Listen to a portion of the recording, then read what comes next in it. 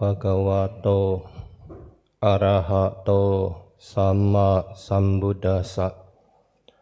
Namo tassa bhagavato arahato sama sambuddhassa. Namo tassa bhagavato arahato sama sambuddhassa.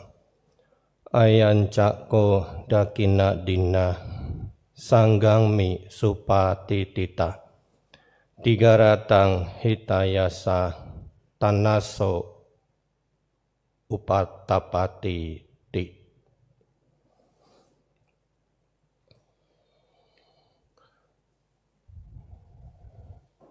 Biku Sangga yang saya muliakan, Samanera, Romo Ramani, Bapak Ibu, Saudara sekalian, bersama pada pagi hari ini kita berkumpul untuk melakukan puja patidana secara kolektif, secara bersama. Sebagaimana kita ketahui, kalau kita merunut kepada penanggalan Imlek, saat ini kita berada di bulan 7, yang secara tradisi masyarakat Tionghoa di bulan 7 melakukan upacara sembahyang Chitwe atau Chioko. Bapak Ibu sekalian, upacara sembahyang di bulan 7 atau dalam konteks Dhamma kita melakukan patidana di bulan 7 ini ditujukannya sebenarnya lebih kepada mereka-mereka yang terlantar, kepada mereka-mereka yang tidak terurus. Makanya kalau kita memahami budaya masyarakat Tionghoa, di akhir bulan 6, di tanggal 30 Lakgue, di kelenteng-kelenteng, di rumah-rumah Tionghoa zaman dulu, dilakukan upacara sembahyang membuka pintu neraka. Ya, kenapa? Karena untuk memberi kesempatan bagi makhluk-makhluk yang ada di sana mendapatkan persembahan di alam manusia. Makanya kita yang Tionghoa peranakan yang ada di Pulau Jawa khususnya, kalau di kelenteng kita suka nyebutnya sembahyang rebutan. Ngertinya sembahyang rebutan kan? Ngerti enggak? Tangerang teh Sunda sih ya. Ya, sembahyang rebutan. Nah kan ada di beberapa kelenteng dilakukan ini masih kan. Cuma sekarang kadang-kadang kalau kita perhatikan menjadi satu keprihatinan. Kenapa? Sembahyangnya belum selesai, peta yang kepalanya hitam udah rebutan duluan. Beak tuh peta yang beneran gak kebagian. Nah Bapak Ibu sekalian, kita mengetahui ada 31 alam kehidupan dalam agama Buddha. Dari 31 itu ada 4 alam penderitaan. Alam yang tidak menguntungkan, alam yang tidak bahagia. Salah satu dari 4 alam yang tidak bahagia itu adalah alam peta. Peta berasal dari 2 kata, pak dan ita. Pak artinya adalah ke depan, atau dalam konteks mereka yang telah meninggal, yang telah pergi. Jadi sebenarnya pemahaman terhadap makna peta adalah merujuk kepada mereka yang telah meninggal, mereka yang telah pergi meninggalkan kehidupan dari alam manusia menuju ke kehidupan selanjutnya. Tapi kita cenderung menerjemahkan peta sebagai makhluk setan kelaparan.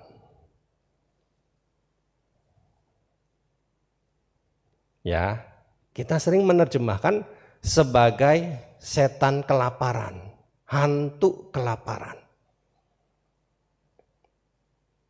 Kenapa?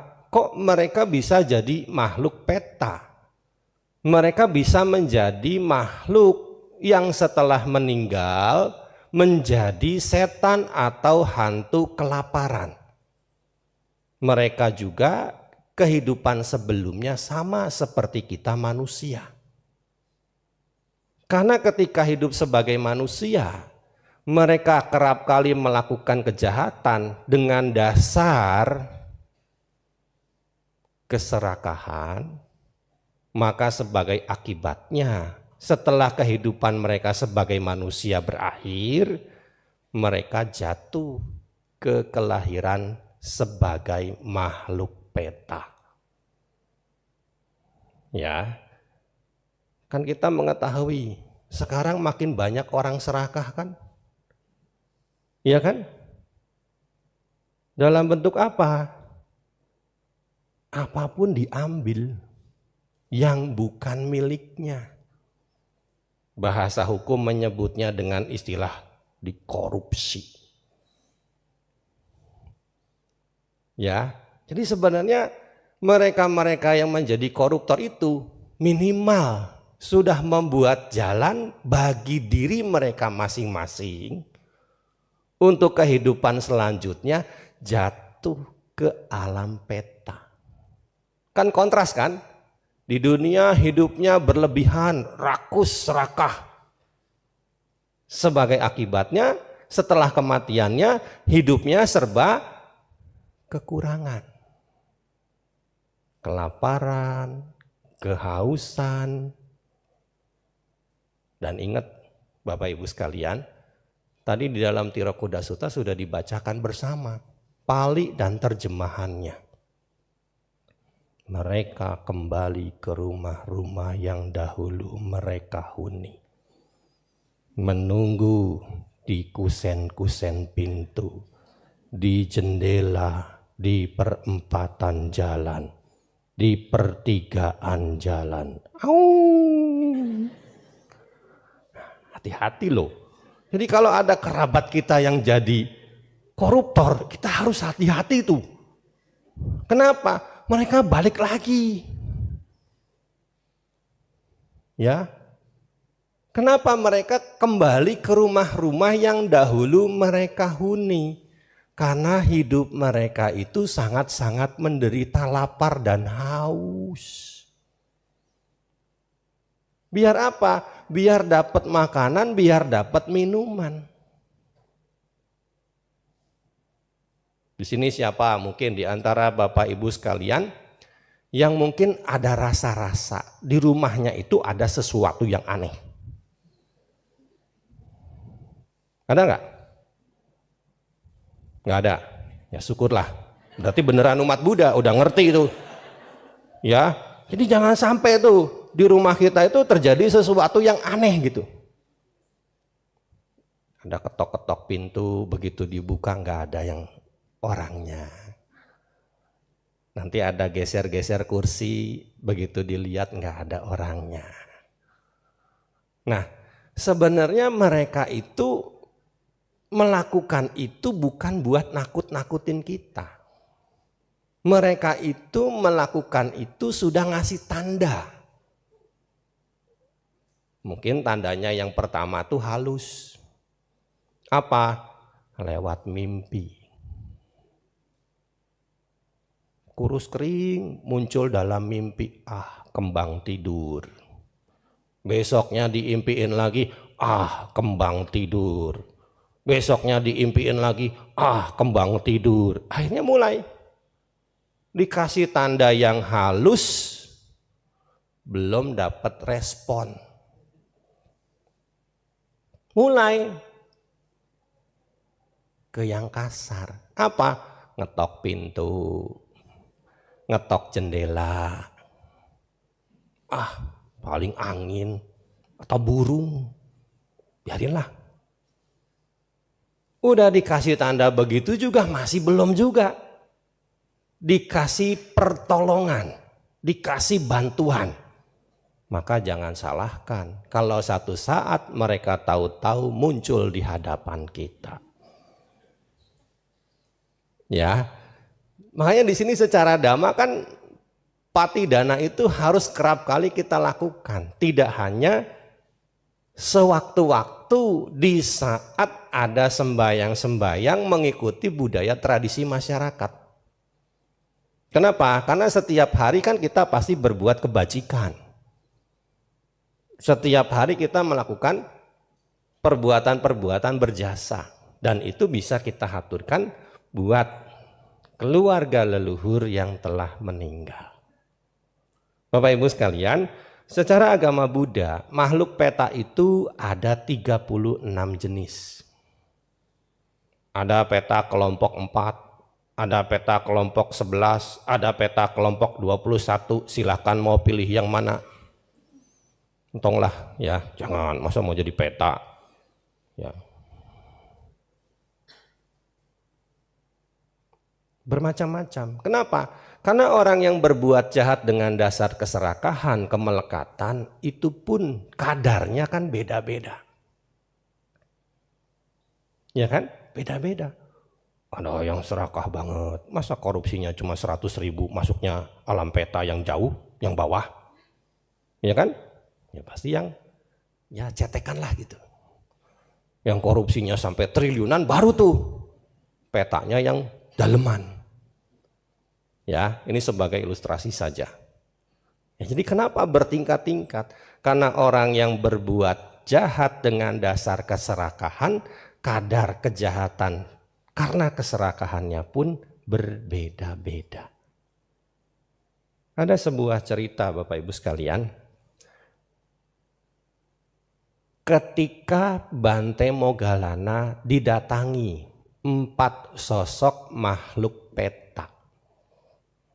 Pada saat Bante Moggallana sedang bermeditasi di tepi sungai Gangga. Ya, sesosok peta, bukan seorang peta, rancu nanti, ya kan?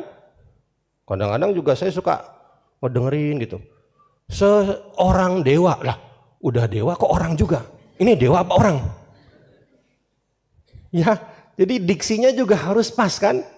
Ya seperti kalau kita baca Manggala Sutta, ketika hari menjelang pagi, datanglah sesosok dewa kepada Sang Bagawa. Sesosok, bukan seorang dewa.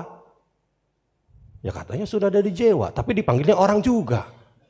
Ya, jadi jangan sampai rancu diksinya ini.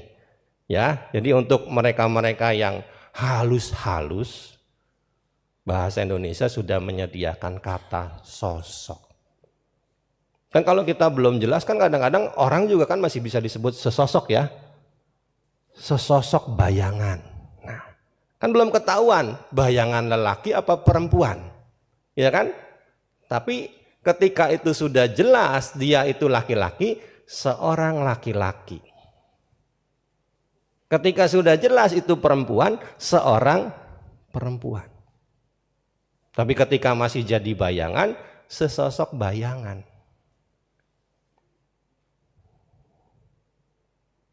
Bisa dipahami ya? Nah, jadi jangan sampai Pabuliut bahasanya. Tahu Pabuliut enggak? Nah, entah Pabuliut teh. Ya kusut begitulah. Ya, kusut gitu. Jadi jangan sampai tumpang tindih bahasa itu. Ya. Nah, Bapak Ibu sekalian, kita mengetahui Bante Moggallana adalah murid Sang Buddha yang paling sakti. Dan ini diakui oleh Sang Buddha sendiri di dalam Etta Daggawaga kitab suci Anguttara Nikaya kelompok 1. Sang Buddha menyatakan, "Oh para biku, muridku yang paling sakti adalah Bante Mahamogalana. Eta dagang bikawe mama sawakanang bikunang idiwidinanang yadidang Mahamogalano. Bante Mogalana diakui oleh Sang Buddha sendiri. Nah, 4 sosok peta ini sebenarnya mau ke Sungai Gangga, pengen minum. Tapi karena mereka melihat Bante Mahamogalana, maka mereka pun kemudian menghampiri Bante Mahamogalana. Kenapa? Karena udah sering sebenarnya mereka mengraup air Sungai Gangga, tapi mereka nggak pernah bisa minum dengan baik. Kenapa? Karena ketika air sungai yang jernih itu diraup, zaman dulu pasti jernih, zaman sekarang mah buta. Ya kan? Zaman dulu kan belum ada pencemaran pabrik, ya kan? Pasti bening itu. Nah, sekarang kan udah pabrik melulu, belum lagi limbah rumah tangga, ya kan? Mereka tidak pernah berhasil. Air itu selalu berubah. Jadi air panas, jadi air darah, ya, jadi air timah. Nah, sekarang mereka mendatangi Bante Mogalana. Kenapa? Karena mereka pengen tahu apa yang menjadi penyebab mereka lahir kembali menjadi makhluk peta. Karena tidak semua makhluk peta itu, Bapak Ibu sekalian, punya kemampuan mengingat kehidupan sebelumnya. Paling mereka punya kemampuan, itu pun beberapa, mengingat sanak keluarganya saja. Ya makanya tadi kan di awal saya menyampaikan, suka datang lagi, minta pertolongan. Tapi kadang kita suka enggak tapi untunglah kita mengenal agama Buddha. Kalaupun seandainya kita sudah mengerti, kita tahu apa yang harus kita lakukan, tidak perlu panggil para biku buat nangkepin dimasukin ke dalam botol. Ya, kan ada kan ya. Mana botol, mana botol? Leluhurnya dimasukin ke dalam botol. Keturunan kurang ajar itu. Leluhurnya sendiri dimasuk-masukin ke dalam botol yang sempit. Kadang-kadang ada botolnya botol kerating deng lagi.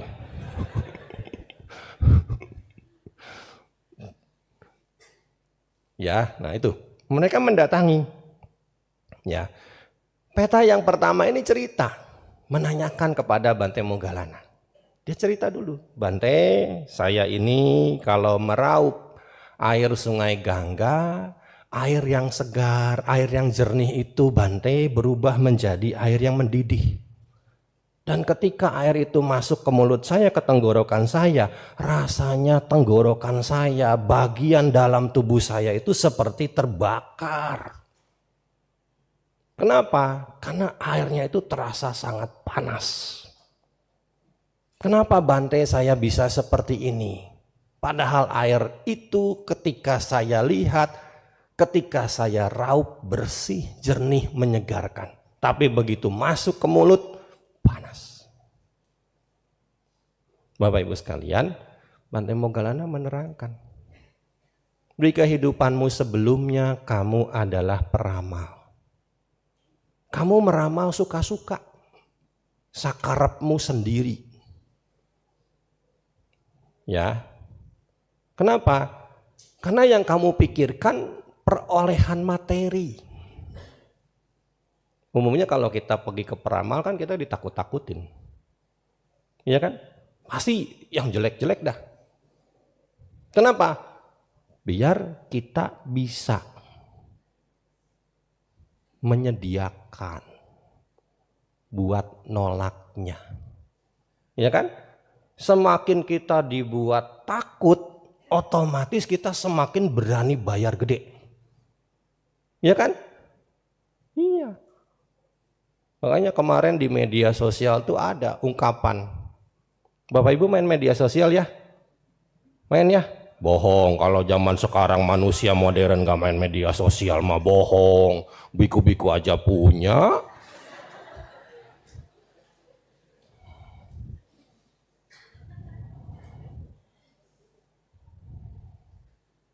Punya kan biku-biku media sosial kan? Iya. Kata-kata hari ini.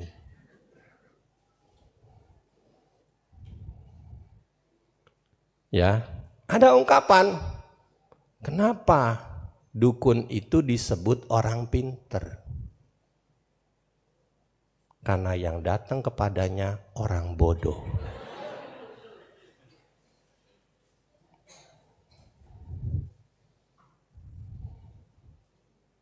Ya, jadi karena kehidupan sebelumnya peramal dan meramalnya suka-suka,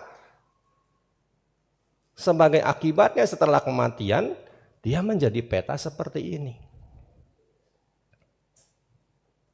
Apapun yang dia minum selalu berubah menjadi panas membara.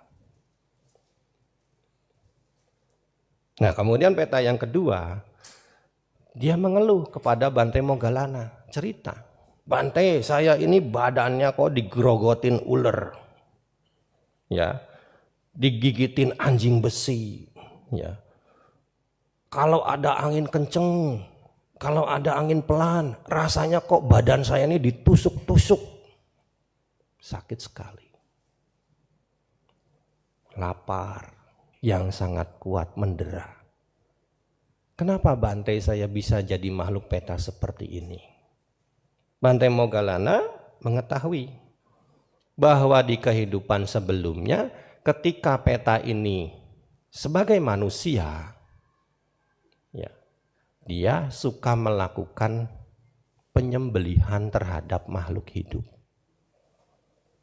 Ya, suka nyembelih ayam, suka nyembelih bebek, suka nyembelih babi dan sebagainya. Dan sebelum disembelih, hewan-hewan itu dicekokin dulu air panas. Biar dagingnya, kotorannya keluar. Dagingnya jadi lebih lunak. Kan kalau kita baca Dhammapada Atthakatha kan ada cerita Cunda penjagal babi kan? Ya kan? Ketika babi itu akan disembelih, ya kan? Dicekokin air panas kan? Biar kotoran di ususnya keluar. Lalu setelah itu babinya dipukul-pukul biar dagingnya empuk. Jangan tiru adegan ini. Ya, jadi kenapa kok jadi peta seperti ini yang kedua itu? Karena suka menyembelih makhluk hidup. Nah, yang ketiga Bapak Ibu sekalian, peta yang ketiga ingin mengetahui apa sebab dia jadi makhluk peta. Dia menceritakan bahwa perutnya itu gendut kayak guci. Ya, tapi tenggorokannya, mulutnya segede lubang jarum. Kalau di dalam kitab Petawatu malah disebutkan perutnya itu segede gunung. Mulutnya, tenggorokannya segede lubang jarum. Ya. Jadi ini masih lumayan ya. Cuma segede tangki air. Tapi jangan bilang lumayan ah. Power juga. Jadi selalu didera oleh rasa lapar yang berkepanjangan. Apapun yang dimasukin ke mulutnya gak pernah bisa masuk. Kenapa? Karena mulutnya kecil, tenggorokannya kecil.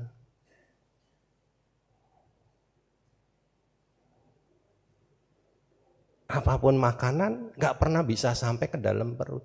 Kalaupun seandainya sampai karena perutnya gede, gak bakal kenyang-kenyang. Ya, makanya kita kalau ada makanan tuh kira-kira. Iya kan? Ambil secukupnya. Jangan mentang-mentang ada, jangan mentang-mentang doyan. Tetap harus secukupnya. Ya, jadi jangan berlebihan. Nah itu. Kenapa? Ya. Bisa jadi peta demikian. Karena di kehidupan sebelumnya ketika jadi manusia, ia adalah seorang pejabat yang korup. Makanya tadi di awal kan saya sudah bilang, Mereka-mereka yang jadi koruptor itu sudah sedang membuat jalan untuk jatuh ke alam peta.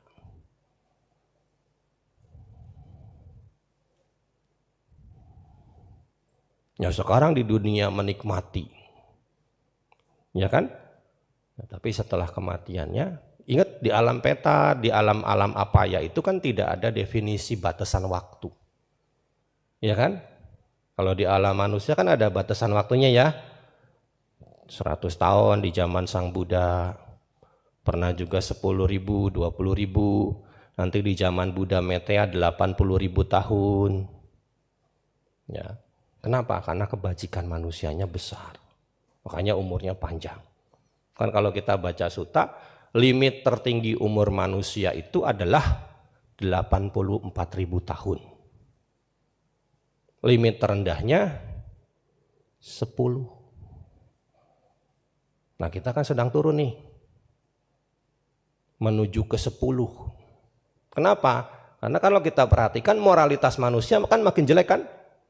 Ya kan? Apapun diubah demi kekuasaan. Ya kan? Demi keserakahannya. Apapun diubah, dilakukan. Belum lagi banyak hal-hal yang sekarang sedang menjadi kontroversi kan?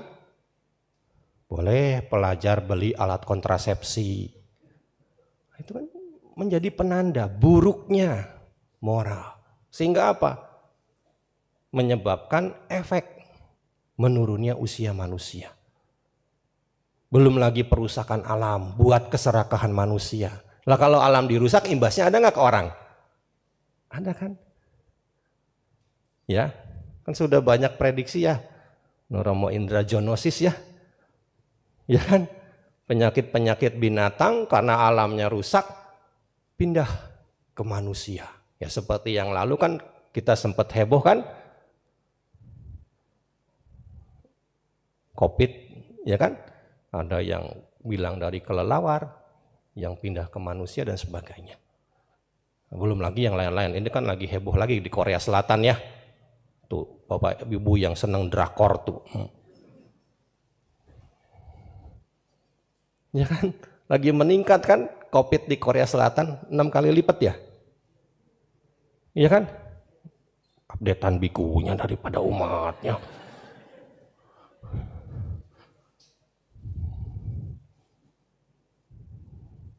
Karena korup. Makanya jadi peta, mulutnya kecil, tenggorokannya kecil, perutnya gede. Nah yang keempat Bapak Ibu sekalian, peta yang keempat ini mengeluh.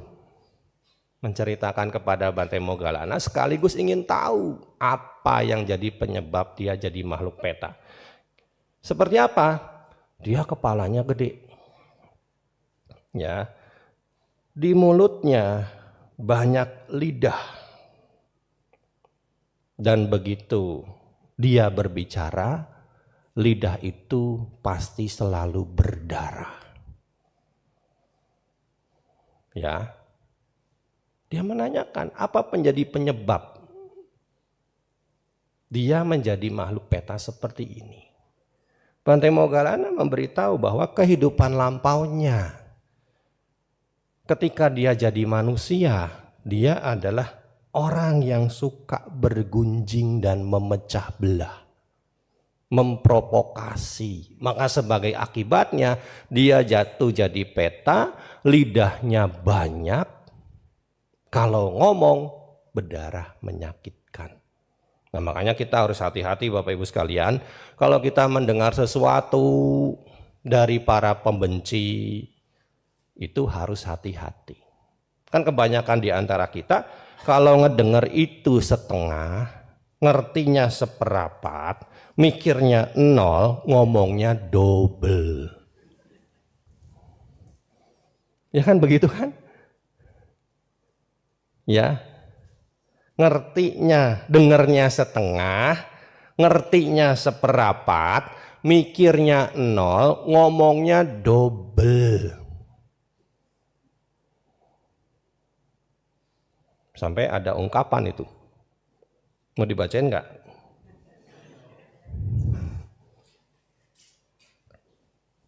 Mungkin Bapak Ibu sudah pernah dengar. Kan tadi sudah saya tahu suka main media sosial.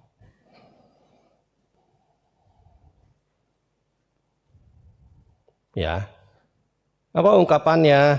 Nah, ini bukan pantun kayaknya ya. Cikini kegondang dia. Orang iri hidupnya nggak bahagia. Cikampek ke Purbalingga.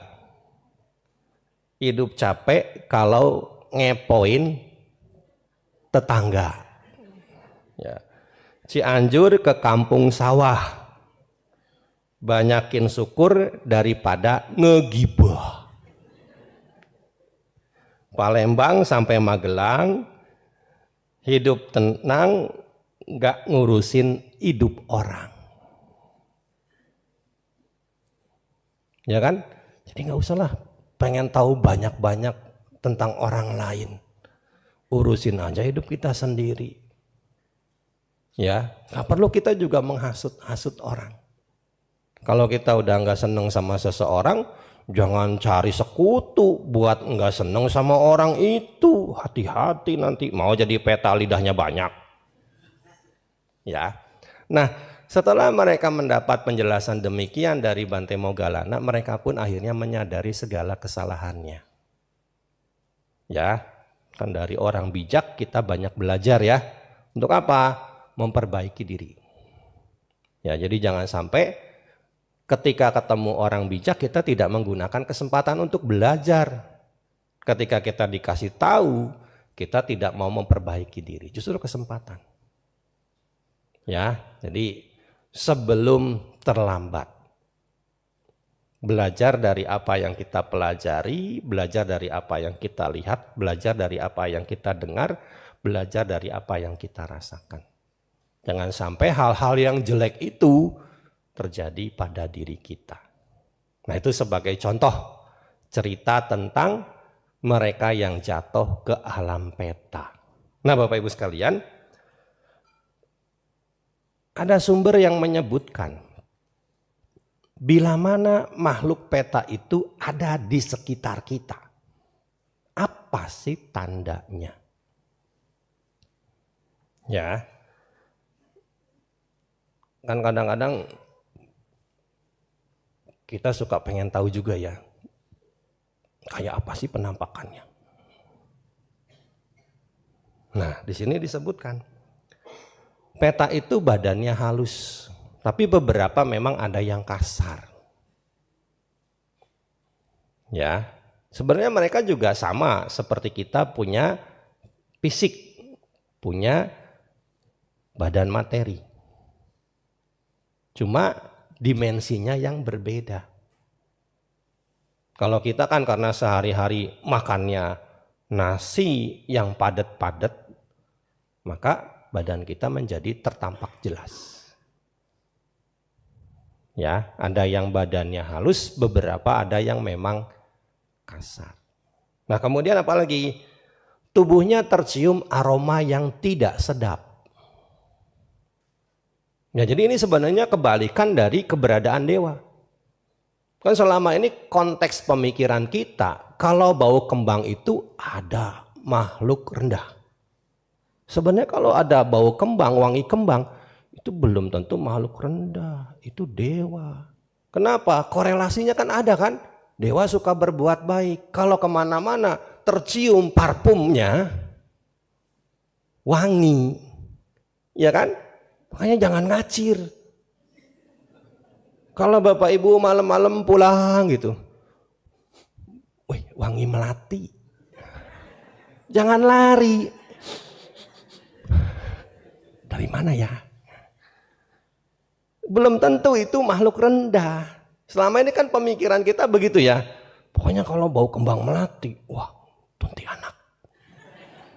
Belum tentu, bisa jadi itu dewa. Kan kalau kita baca Wimanawatu, baca Dhammapada Atthakatha, dewa kan suka jalan-jalan ke Taman Nandana itu. Kan di alam surga Tawatingsa kan disebutkan ada taman surgawi namanya Taman Nandana, dan dewa-dewi suka jalan-jalan ke sana. Ya, siapa tahu dia lewat tempat kita mau menuju ke sana. Ya, jadi nggak usah takut, nggak usah cepet-cepet tutup pintu apa lari, ambuin dulu, wangiin dulu. Ya, kan biasanya mereka kalaupun seandainya menampakkan diri ya menuntun kita dalam kebaikan kok kalau memang mereka murid-murid Sang Buddha. Ya, kenapa? Karena di Sutta ada kisah-kisah itu. Ya, ada pertapa meditasi demi buat ketemu Dewa Saka. Dewa Sakanya lagi galau. Kenapa?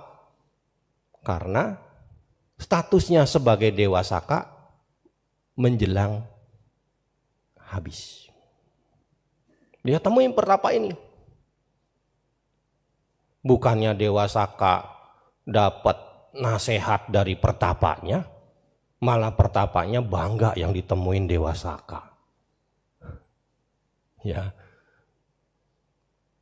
Kan dia Dewa Sakanya lagi galau, ketemu pertapa tuh biar dapat ajaran. Ini malah pertapanya bangga sekali ditemuin Dewa Saka. Ya, jadi nggak usah ngacir itu kalau ada wangi-wangi gitu. Nah, kalau ngacir tuh kalau ada bau-bau yang nggak sedap. Ya, tapi jangan ngacir juga dah.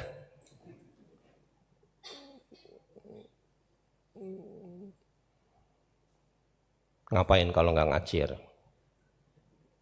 Hah?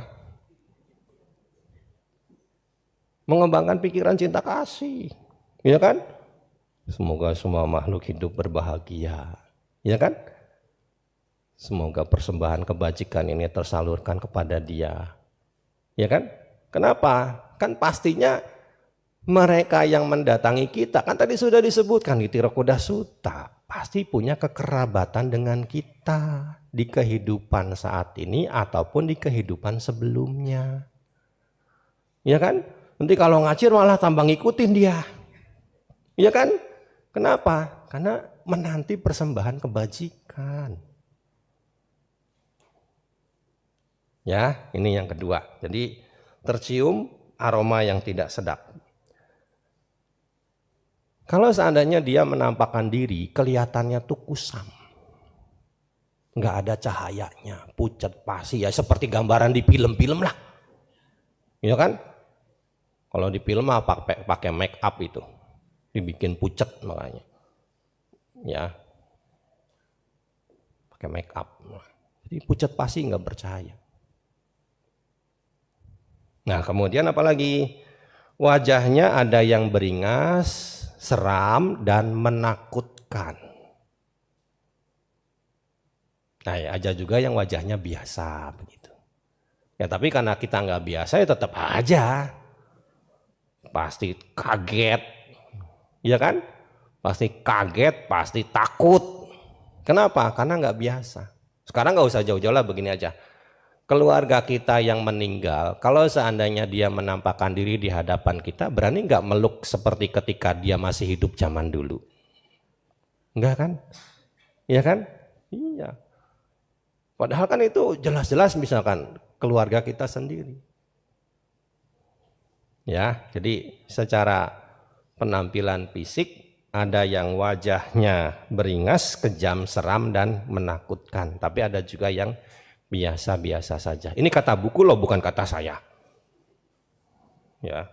Kemudian suka terlihat sekelebat-kelebat, hitam atau putih. Ya, tapi harus dipastikan itu peta atau Romo Chandra karena dia juga pakai baju putih. Ya, jadi harus dipastikan gitu. Kalau ada kelebatan-kelebatan itu. Nah, kemudian yang terakhir, ngapain sih tujuannya? Minta makan, minta minum. Tapi sebanyak apapun makanan minuman kita persembahkan kepada mereka, itu tidak akan pernah mencukupi kebutuhan mereka. Kenapa ya? Seperti tadi gambarannya, gimana mau kenyangnya? Perutnya segede tangki air, mulutnya segede lubang jarum, gimana masuknya makanan? Ya kan? Nah makanya sebenarnya Bukan dengan persembahan materi. Kita bisa membantu mereka, tapi dengan persembahan berupa kebajikan yang kita buat. Makanya kita dalam agama Buddha kan beruntung mengenal patidana, persembahan kebajikan untuk keluarga leluhur yang telah meninggal. Ya, persembahan kebajikan untuk keluarga leluhur yang telah meninggal. Bisa dipahami ya. Jadi terakhir pemahaman makna patidana itu diperbaiki sedikit. Dulu kan kita suka nyebut pelimpahan jasa, pelimpahan jasa. Nah, kemarin tahun lalu waktu Katina di Kelapa Gading, Sangga Pamoka mengatakan ada revisi dari pengertian patidana. Apa? Persembahan kebajikan buat keluarga leluhur yang telah meninggal. Ya, jadi lebih logis gitu pengertiannya. Karena kalau dulu pelimpahan jasa suka muncul juga pertanyaan. Bante, saya baru berbuat baik, terus dilimpahkan jasanya, habis jasa saya katanya. Banyak yang ngomong begitu. Nah sekarang kan persembahan kebajikan buat keluarga leluhur yang telah meninggal. Nah Bapak Ibu sekalian, kan kita pengen persembahan kebajikan ini bisa maksimal memberi manfaat buat keluarga leluhur kita yang berada dalam kondisi kelahiran yang tidak menguntungkan, utamanya berada di alam peta. Gimana caranya? Biar bisa maksimal. Nah, ada beberapa hal yang perlu kita niatkan. Ini yang pertama. Niat untuk melakukan patidana. Kan tadi sudah disebutkan. Patidana ini bisa dilakukan setiap saat, setiap waktu, setiap kali kita selesai berbuat kebajikan.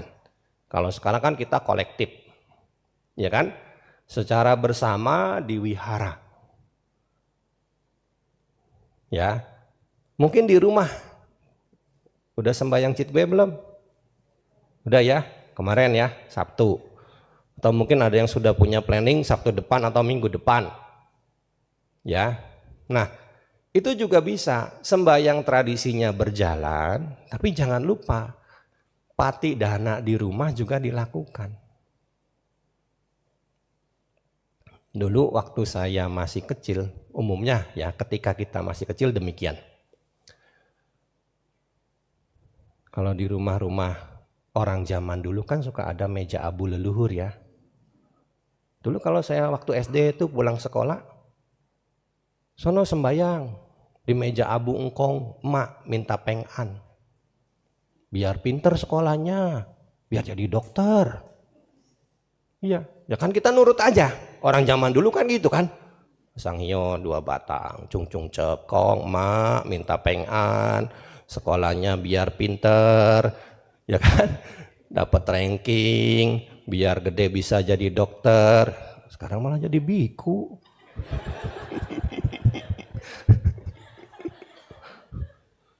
Padahal waktu sembahyang itu kong ma minta jadi dokter.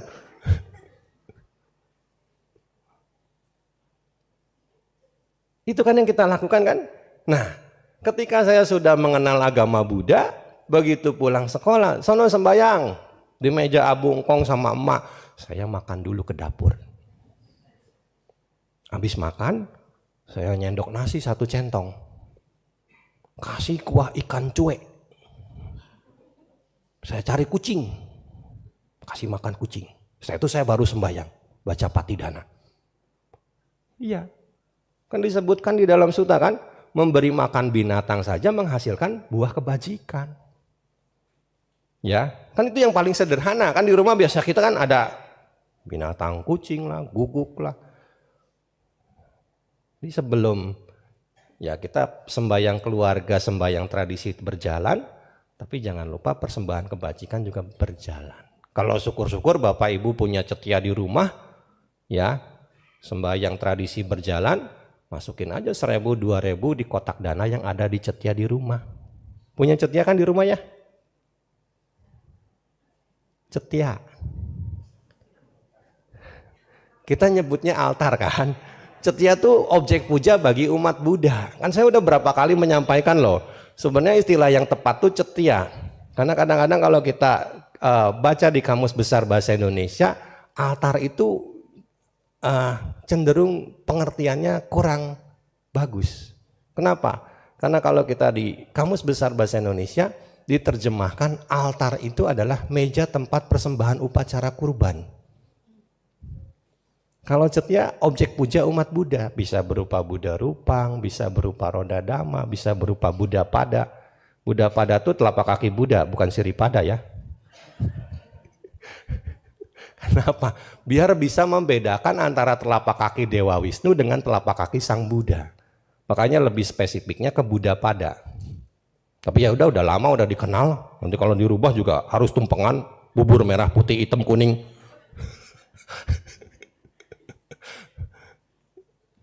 Ya. Jadi itu kita lakukan. Ada niat untuk melakukan patidana. Ya. Nah, kemudian yang kedua adalah ketulusan. Kita melakukan patidana itu bukan karena keterpaksaan, karena cinta kasih. Dasarnya cinta kasih. Kenapa? Ketika leluhur kita hidup dulu, mereka kan penuh cinta kasih sama kita kan. Jadi jangan sampai terpaksa. Wah, ke wihara kenapa? Ada patidana. Kenapa? Biar nggak diimpiin nanti malam. Kan ada keterpaksaan kan? Kenapa? Takut. Karena biasa di bulan-bulan 7 seperti ini kadang-kadang banyak Bapak Ibu sekalian. Beberapa umat tuh suka cerita menjelang cengbeng, menjelang citgue. Diimpiin keluarga leluhurnya yang sudah meninggal. Ada nggak di antara Bapak Ibu diimpiin? Ya, bagus kalau begitu. Kalau nggak sampai diimpiin mah, berarti sering tuh patidananya rutin dilakukan. Ya kan? Kenapa? Itu sebagai bentuk antisipasi sebenarnya. Kalau kita sering melakukan patidana, sebelum mereka minta, kita udah ngasih duluan. Iya, kenapa? Jadi jangan sampai nunggu diimpiin. Ah, biarin abang teh. Nunggu diimpiin aja. Biar nanti saya cocokin tuh. Kan ada buku nomor. Dasar penjudi. Ya, jadi jangan sampai kita nunggu diimpiin baru kita melakukan patidana. Itu kan ada keterpaksaan kan? Ya, jadi kita harus pahami kewajiban kita sebagai keluarga yang hidup untuk keluarga yang meninggal. Apa yang harus kita lakukan? Kan Singgalawada Sutta sudah jelas. Patakama Sutta sudah jelas. Adiya Sutta sudah jelas, ya kan? Ada kewajiban-kewajiban. Dan sebenarnya di dalam Anggutara Nikaya kelompok 8 juga disebutkan ada 8 ciri orang baik. Salah satunya adalah melakukan persembahan kebajikan buat keluarganya yang sudah meninggal. Ya, jadi ciri orang baik itu Sapurisa Sutta adalah suka melakukan persembahan kebajikan, suka melakukan patidana. Ya, jadi yang kedua ada ketulusan. Yang ketiga fokus. Jangan kayak Raja Bimbisara. Ya kan? Raja Bimbisara kan sudah melakukan perbuatan baik, tapi pikirannya tidak fokus kan? Mikirin tempat tinggal Sang Buddha. Sebagai akibatnya ketika malam mau tidur, ada suara-suara, ada penampakan-penampakan, ya kan? Nah, kita harus fokus. Ya, sudah ada air masing-masing tuh. Nah, nanti ketika Bapak Ibu menuang air, Bapak Ibu fokus mengingat keluarga leluhurnya yang sudah meninggal, mengajak mereka bahagia dengan perbuatan baik yang sudah dilakukan saat ini ataupun di waktu yang lampau. Kemudian jangan lupa kalimat ajakannya. Idangwo nyatinang hotu sukita hontunya tayo. Semoga jasa ini tersalurkan ke para mendiang, semoga mendiang mengetahui dan ikut bahagia dengan perbuatan baik ini. Ya, jadi sambil ya tuang air, ya tawariwaha, nanti kalau sudah Bante Guna Silo nyaut, sambil tio airnya udah habis, Bapak Ibu anjali. Ya, tetap pikirannya idang wowonya tinang hotu sok kita untuknya tayo, idang wowonya tinang hotu sok kita untuknya tayo. Meskipun nanti bantainya udah mulai baca Bawatu, baca Jayanto, meskipun Bapak Ibu bisa, nggak usah ngikutan.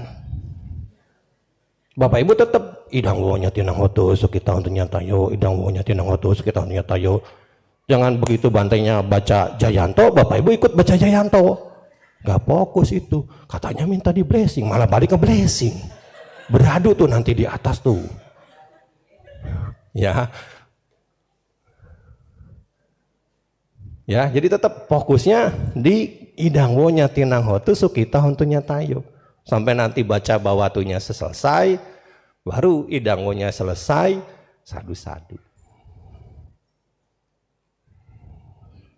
Ya, ini yang ketiga.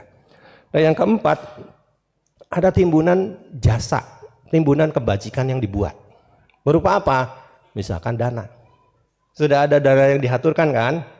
Tadi ada perwakilan mempersembahkan dana pangsukula, jubah, mungkin juga ada dana-dana lain yang dipersembahkan. Ini kan menjadi modal, ya kan? Menjadi dasar untuk bisa melakukan patik dana. Nah, yang terakhir adalah timbunan kama makhluk petanya. Ya, jadi yang jelas sebenarnya kalau kita kerap kali melakukan kebajikan dan melakukan persembahan kebajikan, korelasi perbuatan itu dengan keluarga leluhur kita yang sudah meninggal bisa ada koneksinya. Ya, ada satu cerita sebagai penutup. Ada enci-enci, suaminya meninggal. Dia melakukan upacara sembahyang. Secara tradisinya sebagai orang Tionghoa dan sebagai umat Buddha, dia pun melakukan upacara patik dana. Ya, di rumah dia sembahyang. Dia suka pergi ke kelenteng. Ya. Ya, kalau di rumah sembahyang tradisi ya biasalah gitulah. Pakai macem-macem lah. Layaknya budaya masyarakat tradisi. Kan kita susah juga ninggalinnya ya. Kadang-kadang kita nggak tahan tuh omongan tetangga. Iya kan? Iya, omongan tetangga. Nah, katanya sembahyang cheat gue. Kok nggak ada samseng? Iya, kadang-kadang tetangga tuh ngepoin terus itu. Makanya hidupnya nggak tenang dia.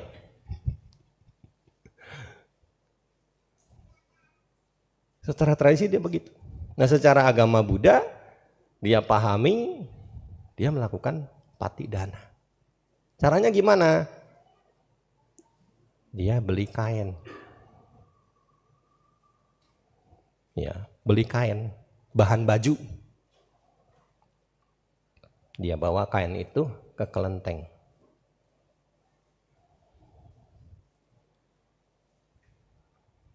Sampai di kelenteng, dia serahin sama biokong yang jaga kelenteng.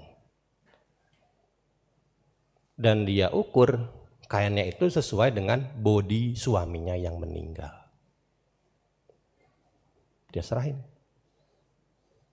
Lalu dia mempersembahkan kebajikan itu buat suaminya. Seminggu berlalu, semalam suaminya datang dalam mimpi pakai baju kekecilan.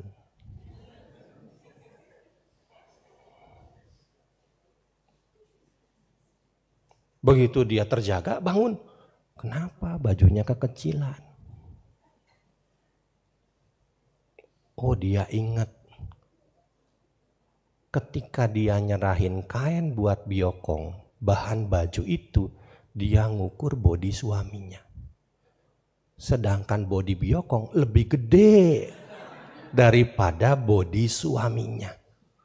Ya, makanya besoknya dia pergi lagi ke pasar, beli lagi kain buat nambahin bahan baju ini.